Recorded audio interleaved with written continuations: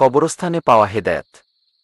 রাফি ছিল একজন তরুণ, উচ্চশিক্ষিত ও আধুনিক চিন্তাধারার যুবক। শহরের ব্যস্ত জীবনে সে নিজেকে নিয়ে এতটাই মগ্ন ছিল যে আল্লাহ, নামাজ কিংবা মৃত্যুর কথা ভাবার সময় তার হতো না। বন্ধুবান্ধব আর চাকরির পেছনে ছুটতেই তার দিন কাটত। একদিন রাফির এক আত্মীয় মারা গেলেন। পরিবারের চাপে পড়ে তাকে জানাজা ও দাফনের কাজে অংশ নিতে হল। জীবনে প্রথমবারের মতো সে কবরস্থানে গেল। পরিবেশটা একেবারে নিস্তব্ধ, গম্ভীর ও ভাবলেশহীন। দূরে দাঁড়িয়ে থাকা কিছু লোক ছাড়া যেন সব কিছু থেমে গেছে। কবর খোঁড়ার সময় সে দেখতে পেল কত সহজেই মানুষকে মাটির নিচে নামিয়ে দেওয়া হয়। এক সময়কার হাসিখুশি মানুষটি এখন নিঃসহায় হয়ে মাটির নিচে চলে গেল। কেউ তাকে আর ডাকছে না, সে আর উত্তর দিচ্ছে না।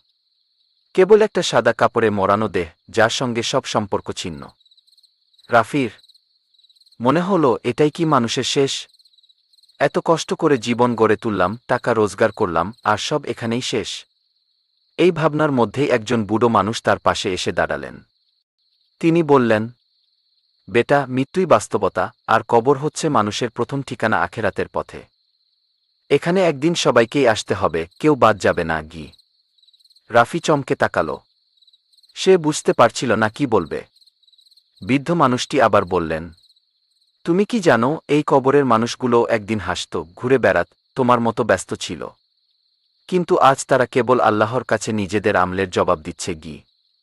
রাফি কবরের দিকে তাকিয়ে বুঝতে পারল, এখানে কোনো বিলাসিতা নেই, নেই মোবাইল ফোন, নেই গাড়ি, নেই অফিসের ব্যস্ততা, শুধু নিস্তব্ধতা আর একটি চিরন্তন অপেক্ষা।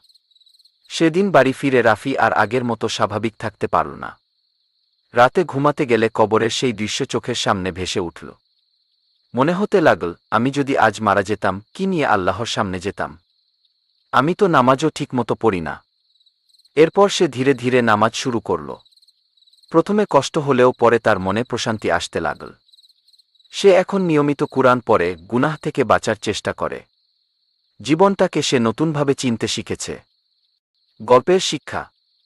গল্প আমাদের শিখায় যে, কখনো কখনো ছোট্ট একটি অভিজ্ঞতা, যেমন কবরস্থানে যাওয়া, আমাদের হৃদয়ে এক গভীর পরিবর্তন এনে দিতে পারে। জীবন ক্ষণস্থায়ী, আর মৃত্যু অবধারিত। তাই এখনই সময় ফিরে আসার, তওবা করার এবং আল্লাহর দিকে মনোযোগী হওয়ার। অতএব, তোমরা যেখানেই থাক, মৃত্যু তোমাদের ধরেই ফেলবে, যদিও তোমরা মজবুত দুর্গের মধ্যে অবস্থান করো। সূরা আন-নিসা ৪, ৭, ৮।